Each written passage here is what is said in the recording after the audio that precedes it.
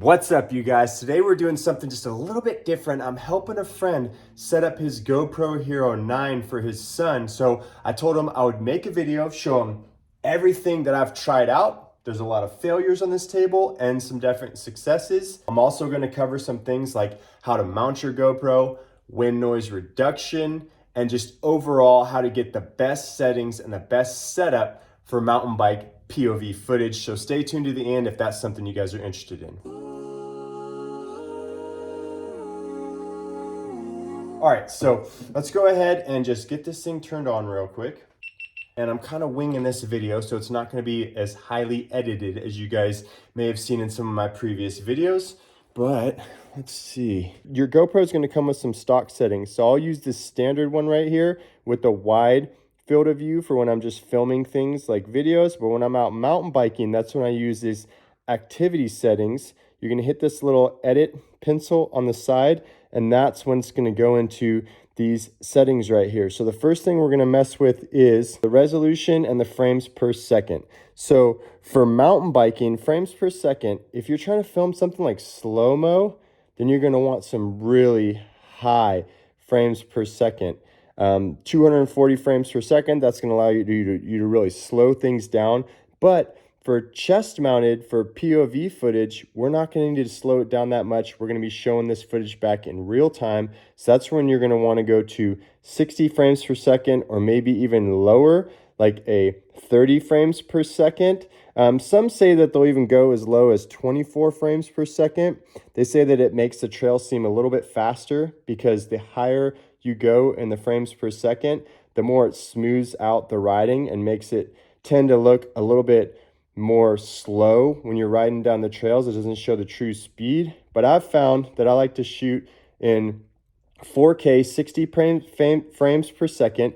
Yeah, it may not look quite as fast, but it's going to look really smooth. But in order to shoot in that 4K, there's something critical that we need to cover, because there's one piece that people don't talk a lot about when it comes to GoPro. So let's talk about the memory card real quick.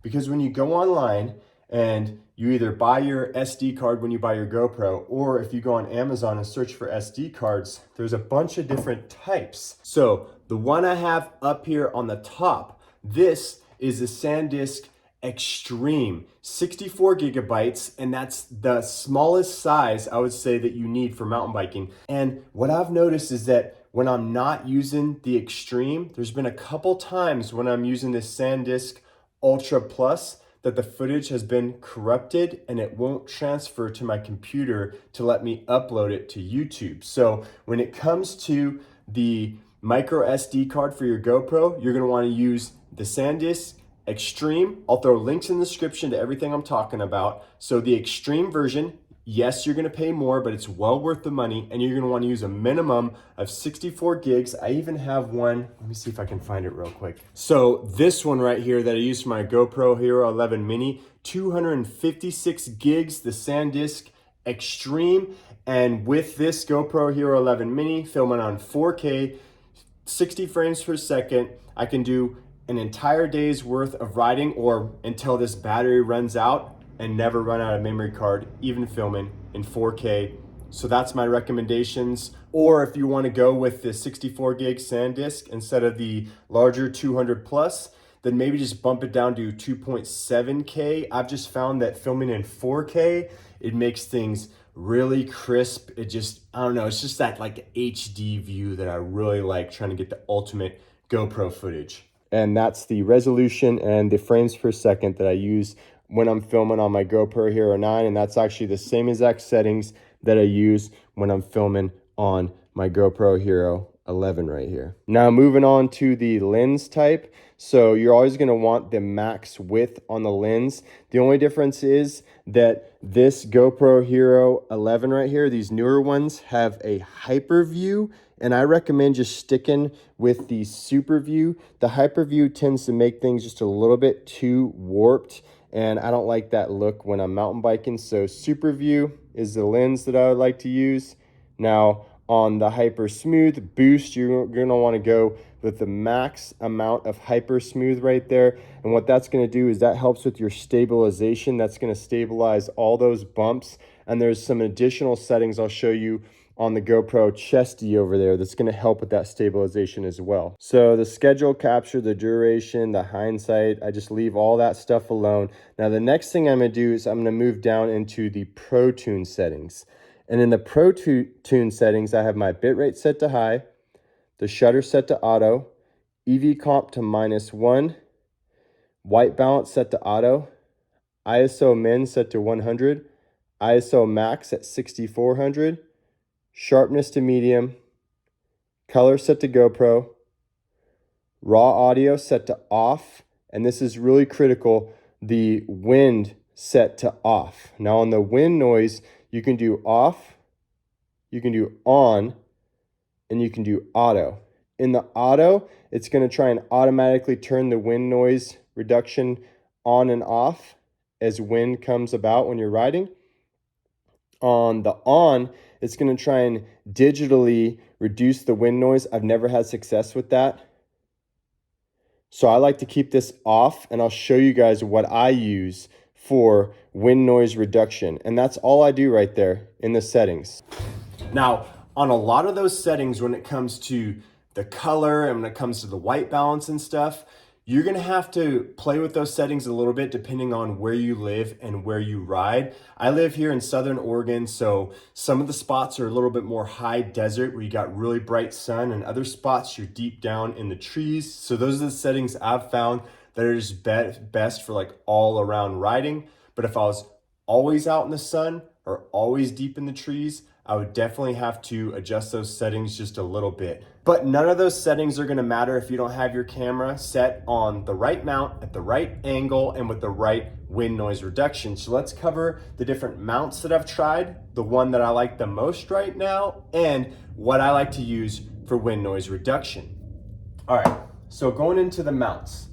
There are some things that I've tried in the past, like using chin mounts on my full face helmet. I've even tried using the mounts on top of my helmet, and I've found that those really only work for the steepest, gnarliest terrain where you're looking so far down that you're still able to capture the handlebars and the trail in front of you, because that's really the perspective you want to capture. You want to be able to get the bars, your hands, and as much of the trail in front of you. You don't want to be staring way down at the top tube or down at the front tire where you're looking down at the ground the whole time, because that's just not going to look good when people are watching your footage, when you post it online, or even when you're just watching it back for yourself or with your bros. So chin mount, head mount, things like that, I don't like those. That's not what I use. I like to get the camera down as low as I can, so I have the camera faced out, capturing those bars and as much of the trail in front of me to really give you that out in front point of view perspective, so you can watch the bike move and still look down the trail and see what's coming up. So for that, I like to use a chest mount. There's a couple different chest mounts I've tried before in the past. I've tried this HSU chest mount. Recently, I've been trying this Sametop chest mount. I've even gone with some really expensive chest mounts like this USWE pack right here that you have to buy a separate chest mount for it. This thing, I mean, like a couple $100 pack with like an additional like $60 chest mount. So that's definitely an expensive option. What matters the most on any of these chest mounts, I don't think I could really tell the difference between the footage unless one of the chest mounts had straps that were too loose. This HSU one, after a while, after using it, the straps just started to get worn out, stretch out too much. You really, when you put these things on, you want to make sure that they are as tight as possible. I mean, as tight as you can absolutely get those things. It should be uncomfortable. You should be wrenching those things out as far as you can get them around the side towards squeezing everything right here. Because what you don't want when you have that camera hanging off the front is you don't want it bouncing like that, because no amount of GoPro stabilization is going to be able to keep up with that additional bouncing, and your footage is going to come out super unstable and you're not going to want to watch it. Now you can see the difference between these two straps right here, probably even there on camera. You can see this one's just a little bit thicker, a little bit more durable than this HSU strap, which started to loosen out over time. So I've been using this Sametop one lately and really liking this. Like I said, I'll throw links in the description to everything. One other thing that I've tried in the past that can work pretty good is with this USWE, the most expensive one that I have. This one is really starting to bounce on me. So what I did is I got an additional strap, and I kind of just disassembled one of my other GoPro mounts. I got an additional strap, and what I'll do is I'll buckle this additional strap over the top like that, and I'll have it up above my GoPro when I have it mounted in there, and I just have another strap holding this thing, preventing it from flapping like that, which keeps it pretty stable. But that is a bit complicated. It's kind of a pain in the butt. So when I'm not going out on my longer rides and I don't need my pack, the GoPro mount that I've been using lately, and the one that I prefer the most, and the one that I'm going to recommend to you guys, is this chest mount from Sametop. It's got really good padding on the back, which helps when you're really snugging that thing down to your chest. It's got, you know, decent straps on it. I've been able to get these things really tight and have this thing just fit me super snug so that it will keep this thing from bouncing around on me. And this thing lately, I mean, watch back on some of my videos and tell me some of the footage I've gotten on this thing has been money. But there's one other thing on this mount that you have to get just right. You see this silver Sharpie mark right there? That's because you got to get this camera angled just right, and you're going to be taking this thing on and off, so you're going to want to know exactly where you had it set last time, so every time you throw it back onto your chest mount, your footage is exactly the same. So what I've done is I've gotten a mark with a silver Sharpie right there, and I know that when I line those lines up, it should be just right. Then I'll go out, hit record, do a short little lap, maybe one little short like uphill and downhill run, just to see how it looks when I'm climbing and when I'm bombing downhill. And if I need to adjust it, I have that line as a reference. So I know if I need to come up, I'll just come up by like half a line. And if I need to go down, I'll go down by half a line. And just try that, and that enables me to get it set just right. And if I have to make too big of an adjustments, I'll take a little bit of alcohol, I'll wipe that silver Sharpie back off. I have another silver Sharpie, put a new line in there, and get this thing set up right every single time. Now, we're also going to talk about wind noise reduction, but first I need to talk about a couple fails that I've had with the GoPro and some things that I definitely do not recommend for mountain biking. And one of them is the max lens mod. The max lens mod gives you that fisheye view, gives you even a wider perspective. And I mean, you guys could completely call me out on this, because Brian BKXC has some amazing mountain bike footage and he uses the max lens mod. But for me, I've just never liked having this thing on there. I've scratched this one right here really bad, and even after trying to repair it, I've just had nothing but issues. It's just another expensive piece. It also adds more weight to the front of your camera. So when I was talking about your camera bouncing around, this makes your camera even that much heavier, which makes it bounce even more, which means you're gonna have to tighten those straps even more, or try and use additional straps to really keep that camera from bouncing around. So the max lens mod, I don't recommend. This was a definite fail for me. This is even a knockoff one right here I've tried, just to try a cheaper version. I'll throw a link up top to the video I made on that. Definitely don't even try the knockoff one. Another fail I've had is these Polar Pro ND filters. Once again, just another thing that I've tried that was a complete failure. Just another expensive lens that you're worried about scratching up. I mean, hell, you know what? Go ahead, smash that like right now, subscribe to the channel, let me know you want to be entered to win these, and I'm just going to go ahead and give these things away because I don't use them, and maybe one of you guys would really like one of these ND filters for your GoPro. Maybe it's better for somebody who's doing some different riding in a different area, maybe out in like a really sunny like desert area or something like that. But those are a couple of the failures that I've had right there. Let's go ahead and get into the wind noise reduction. So in the settings right in there, like I said, you turn your wind mode to off.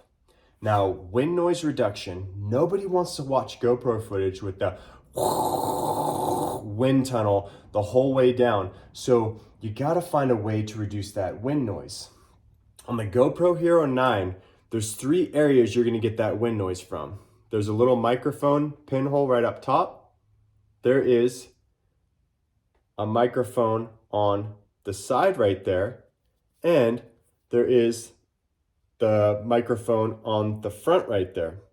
So all 3 of those areas, 1, 2, and 3, are areas you're gonna wanna cover up. There's a couple different options. You can use things like a foam Windslayer right here. Once again, I said I'll throw links in the descriptions to the ones that I recommend. You can use dead cats, which is what you see on this camera I currently use. So what you can probably guess I'm gonna recommend to you guys. There's also some other things you can do, like you can use the Media Mod. This is something, you remove the battery cover, you stick this Media Mod on there, and you have this, which then you can go ahead and put the microphone to the front, pointed just in the forward direction, or if you have it on your chest mount, you can put the microphone just in the back direction.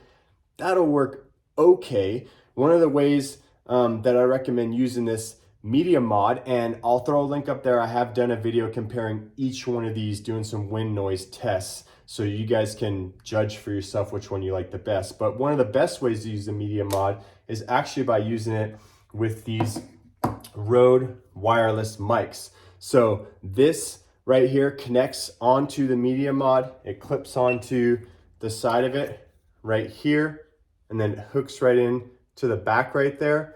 And then you end up with a wireless receiver, a wireless microphone that you can either hook a lav mic into, or it even has like a little clip-on dead cat for the top of it. So you can take that mic and maybe stick it somewhere where it's not going to get as much wind noise or have the lav mic running up. But once again, that's just more complication. It's something that I just don't like to deal with. You have to remember to charge these. You have to remember to turn these on. When you stop recording, you have to remember to turn these off. Also, that Media Mod drains your battery a lot. You're gonna drain your battery like 2 times as fast, especially when you're using the Rode wireless mic. This thing is a battery killer. So for some short clips, yes, maybe. For those all-day rides, forget about it, don't do it. You're gonna wanna go on to the tried and true, the one wind noise reduction technique that I recommend most, which is dead cats. Now, what are dead cats? There's these little foam adhesive pieces that you pull off and you stick onto your GoPro, and then those have double-sided tape, and you're gonna stick these little dead cat pieces, it's some sort of, film industry term, these little fur pieces onto the GoPro. And you can see here on the 11, I don't have that side that I have to worry about, so I just have to cover 2 spots on the Mini. But on the 9, the Hero 9, you're gonna have to put a dead cat up top, 1, dead cat in the front, 2, and a dead cat covering this entire side piece right here. 3 different spots. Now, another close comparison to the dead cats is the Windslayer. And all these Windslayers are not made the same. You can see the difference in the shape on these 2 Windslayers right there. This Windslayer is, I forget, like some other company that sent me this one. It doesn't fit the GoPro quite as good. The HSU Windslayer, this thing You just go ahead and put it right over your camera. You have to be careful. Over time, they can rip a little bit, but they're not that expensive. It's definitely a cheaper way to do it. You get these things in a 2-pack from HSU. And what the Windslayer does is you put that over your GoPro. You're still able to flip out the little feet from underneath so you can still mount it to your chest mount, and that's going to cover that front, that top, and that side that I was talking about. So that's going to give you wind noise reduction. What I've found with these things is when you first start using the Windslayer, you'll think this thing works just as good as the dead cats, but over time these things start to wear out, or maybe they tear, and it's just kind of a pain pulling it on and off. But this could be a really good option for you if you like to take your GoPro in the water as well, because it's not permanently stuck to your GoPro. You can pull this thing back off and have your GoPro ready to use out in the water doing, surfing, wakeboarding, something like that. So GoPro settings, getting the right GoPro settings, definitely critical. Wind noise reduction, having the right wind noise reduction, you gotta have that. Getting your GoPro set upright, having those lines drawn on your chest mount, using the chest mounted technique, like I said, trying to get that chest mount as low as possible so you get that good perspective, having that extra stability of a strap if you need to. Those are all critical things. I hope this video helped you guys out. To my friends specifically that I was making this video for, definitely hit me back up if I forgot to answer any questions. Let's get those comments going down below, and you guys check those because that's a good way for people to provide their feedback, their experience on what they like, what they use, some experience they had, for them to ask additional questions, and it helps grow this video and make this thing something just a little bit better to help you guys out. This video wasn't planned very well, so I'm sure there's some stuff I'm gonna say, damn it, I forgot to talk about that. But at the end of the day, it's all about getting you guys stoked to go ride and have some fun. So if this video did that for any of you guys, smash that thumbs up and go ride your bike, people.